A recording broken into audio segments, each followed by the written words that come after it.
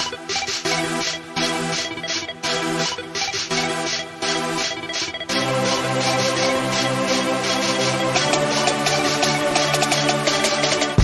c'est Florent et bienvenue sur le podcast des nouveaux rentiers. Aujourd'hui, on va parler de la stat que tu dois absolument connaître et comprendre avant d'investir en bourse.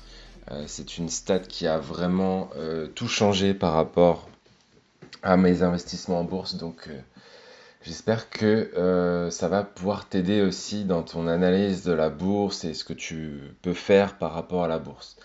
Avant ça, je voulais juste t'inviter à rejoindre le club privé des nouveaux rentiers pour en apprendre plus sur toutes les méthodes qu'on peut déployer pour booster son patrimoine et devenir un nouveau rentier à terme.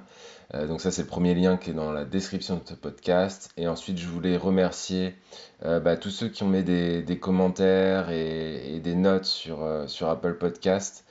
Ça fonctionne puisque du coup, le podcast est vraiment dans le top 5 depuis plusieurs jours aujourd'hui. On est dans la catégorie investissement, mais on va aussi pouvoir franchir la catégorie d'au-dessus qui est économie et entreprise. Et du coup, je serais assez fier si on pouvait aussi passer dans le top 10 de cette catégorie qui est la catégorie d'au-dessus sur Apple Podcast. Donc je compte sur toi pour mettre une petite note et un petit avis. Ça m'aide beaucoup à donner de la visibilité à ce podcast et à faire connaître les nouveaux rentiers au plus grand nombre, tout simplement. Donc voilà, allez, on va attaquer pour la stat que tu dois absolument connaître. Donc tu dois vraiment comprendre cette statistique avant d'investir en bourse car elle concerne 96% des investisseurs français particuliers.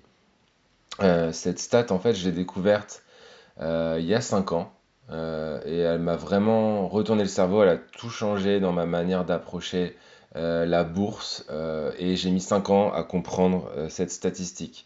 Donc si je peux te faire gagner 5 ans, je le fais avec plaisir. Alors il faut savoir qu'à l'époque, avant de découvrir ça, j'investissais sur des actions à dividendes par moi-même. C'est-à-dire que je choisissais en fait des actions, souvent françaises, parce que je connaissais plus les actions françaises, tu vois, et qui distribuent des forts dividendes parce que je m'étais dit, ah c'est cool, ça va me faire une rente, comme un peu un salaire, tu vois. Et en fait, j'avais lu que c'était intéressant de faire comme cela pour toucher vraiment ce revenu complémentaire. Donc, du coup, je m'y étais mis.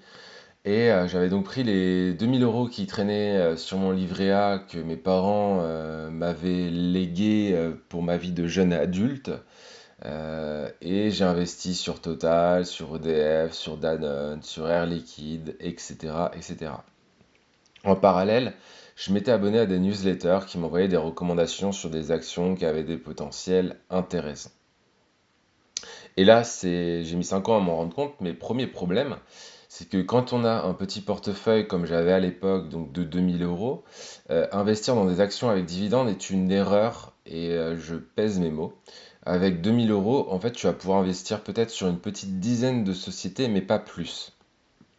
Du coup, tu vas être frustré parce que les newsletters, en fait, elles vont t'envoyer des nouvelles actions à acheter toutes les semaines, tous les mois. Et en fait, tu ne pourras pas le faire parce que tu n'auras pas plus de capital. Du coup, tu vas tenter de vendre celle que tu avais achetée avant, de racheter parce que tu penses que c'est une meilleure opportunité, tu vois, de faire des arbitrages un peu hebdomadaires ou mensuels. Et puis, du coup, tu vas lire la presse économique, tu vas essayer de mettre au point des règles de sélection un peu obscure. Et puis au final, tu vas lever la tête 2 ou 5 ans plus tard comme moi et tu vas te rendre compte que tu as passé du temps par rapport à ça, tu as dépensé de l'argent dans les newsletters et qu'au final, la performance, elle est même pas au rendez-vous quand tu compares à d'autres portefeuilles. Et là, j'ai envie de te dire stop. Stop parce que en fait c'est normal, ce comportement tu vois je l'ai eu pendant 5 ans et c'est normal que tu l'adoptes aussi si tu commences en bourse parce que t'es comme, enfin même si t'es pas que débutant, hein, t'es comme en fait 96% des particuliers qui investissent en bourse et comme aussi 90% des gestionnaires de fonds. Euh, alors un gestionnaire de fonds, juste pour faire une parenthèse, c'est quelqu'un qui va gérer des fonds qui vont être souvent cotés en assurance vie, tu vois, ce qu'on appelle les unités de compte en assurance vie. Ça va être des gens qui sont formés pour analyser les sociétés et les mettre en portefeuille et à diversifier et avoir des bons rendements. Sauf qu'il y en a 90% d'entre eux, du coup, qui font ça. Du coup, tu as été aspiré vraiment dans cette spirale infernale de l'investissement boursier. Euh, je dirais même que c'est un cercle vicieux. Parce que plus tu y passes de temps, moins ça marche, et plus tu y passes de temps, et moins ça marche, et ça s'arrête jamais en fait. Et c'est ça qui m'amène à cette statistique que tu dois absolument connaître et comprendre si tu veux investir en bourse. Sur le long terme, donc le long terme c'est quoi? C'est 5 à 10 ans. Entre 80% et 98% des fonds d'investissement ne font pas mieux que le marché. Cette stat, elle compare le marché, c'est le Standard Poor's. Le Standard Poor's 500. Si tu connais pas, en fait, c'est un indice qui regroupe les 500 plus grosses capitalisations américaines. Donc, en fait, ce que veut dire cette stat, les fonds d'investissement, en fait, comme je te disais, c'est des sociétés qui engagent des experts pour analyser des comptes de résultats, des bilans de société et miser en fait sur les sociétés qui vont performer. Donc, ces experts ont été formés pour cela et c'est leur métier. Ça m'amène à la question suivante pour toi. Est-ce que tu penses que tu vas battre ces experts en tant qu'investisseur débutant ou même aguerri? Si oui, je te laisse juste redescendre un peu sur terre et mettre ton ego de côté parce que clairement, il est presque impossible en fait que tu fasses mieux que les experts sur le long terme et donc mieux que le marché. Voilà, donc ça c'est vraiment la stat qu'il faut vraiment comprendre par rapport à la bourse et justement arrêter de perdre son temps à sélectionner des boîtes et faire n'importe quoi parce que en fait sur le long terme, alors tu vas peut-être faire des coups sur le court terme, mais sur le long terme, tu n'auras pas une performance qui sera stable et tu vas péter un câble et tu vas arrêter et ça va te saouler. Donc voilà. Alors, euh, ce que je voulais dire aussi, c'est que on a quand même un avantage en tant que particulier par rapport aux experts. Excuse-moi, on est en train de m'appeler. Excuse-moi, on était en train de m'appeler. Heureusement, on a un avantage en fait sur les experts en tant que particulier. On peut investir directement sur le marché, nous. Alors que les experts, en fait, ils n'ont pas le droit, en théorie, d'investir sur le marché parce que tu comprends que du coup, il faut qu'ils justifient leur savoir-faire, leur expertise, et ils se font rémunérer pour. Donc, s'ils suivaient le marché, ce serait un peu du foutage de gueule parce que, en gros, il se ferait payer pour suivre le marché, sachant qu'on peut le faire nous-mêmes sans passer par ces experts. Donc ils sont obligés quelque part d'aller piocher des actions, de faire des portefeuilles, de construire des stratégies. C'est pour ça qu'ils sont payés en fait. Disons que ça bipe de partout aujourd'hui. Euh, alors, on peut investir directement sur le marché. Donc il suffit pour ça de mettre en place un portefeuille long terme en bourse grâce aux ETF ou trackers en fait. C'est vraiment la même chose. On me pose souvent la question, mais un ETF et un tracker, c'est juste deux mots différents pour dire exactement la même chose. Et en fait, c'est ce que j'ai commencé à faire en 2015. Donc en fait, pour te dire, j'ai commencé vraiment à suivre mes performances à partir de fin 2012 et je me suis comparé un fonds d'investissement qui est assez connu en France qui s'appelle Carmignac. Et en fait, du coup, je compare depuis le début ma performance à celle de ce fonds. Donc en fait, à partir entre 2012 et 2015, grosso modo, j'ai collé la courbe de Carmignac. Donc j'ai fait la même chose que les experts alors que j'étais un total débutant. Donc ça, c'est ce qui m'est arrivé au début. Alors il y a une petite période 2012-2013 où j'étais encore abonné aux newsletters, tu vois, et je faisais quand même un peu de la merde. Donc j'étais sur des performances qui étaient moins élevées.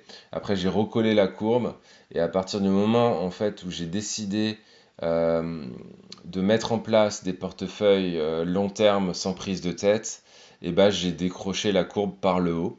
Donc depuis en fait novembre 2015, je suis bien au-dessus de Carmignac.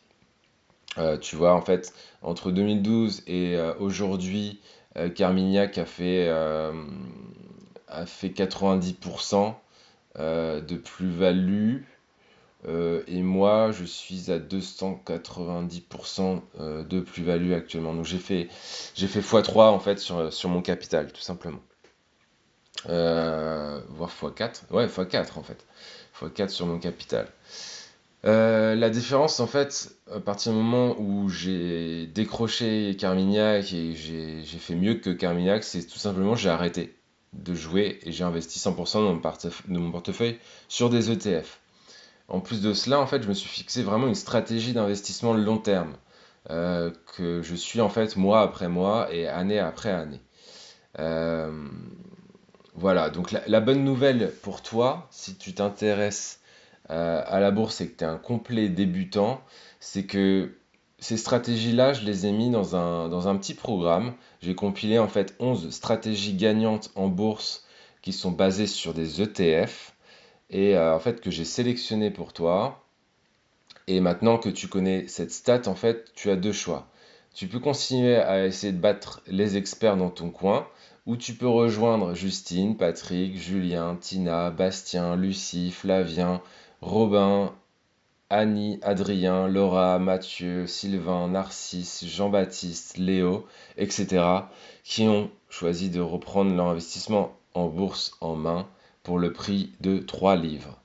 Donc c'est garanti 14 jours satisfaits ou remboursés. Le seul risque que tu prends, c'est d'en apprendre plus sur l'investissement en bourse. Avec ce programme, je te garantis vraiment que tu feras mieux que 96% des particuliers et que 90% des fonds d'investissement et des gestionnaires en bourse.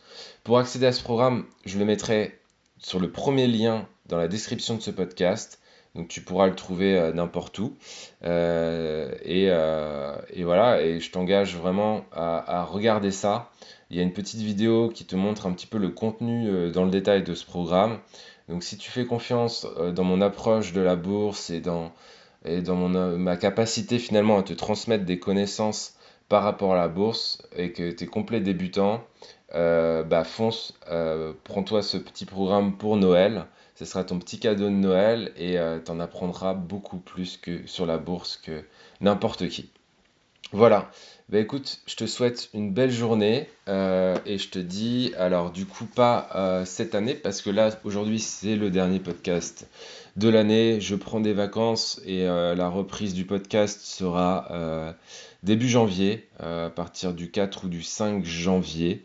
Donc voilà. Je te souhaite de bonnes fêtes de fin d'année et puis je te dis à bientôt, à l'année prochaine pour le nouveau podcast des nouveaux rentiers qui va continuer de toute façon toute l'année 2021 pour t'apporter encore plus de contenu et plus de connaissances sur la bourse, sur l'entrepreneuriat, sur l'immobilier, sur le fait, notre capacité à devenir un nouveau rentier. Allez, je te souhaite une bonne journée. Ciao, ciao, ciao.